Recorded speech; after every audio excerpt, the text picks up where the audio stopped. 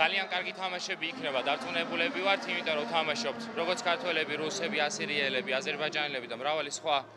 ეთნიკური რასის წარმომადგენლები, ჩვენთვის ძალიან მნიშვნელოვანია ეს ტურნირი, რადგან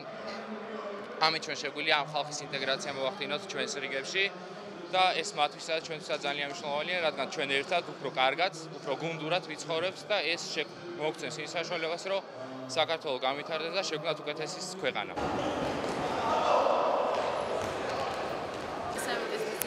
ბრძოლის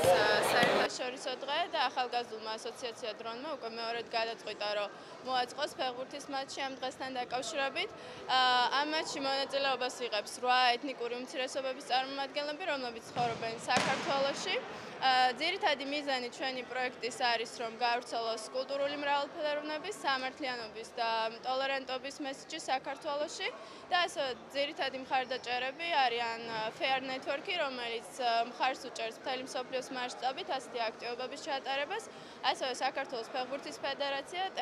საქართველოს ტექნიკური უნივერსიტეტი და Aqua Geo, რომლებიც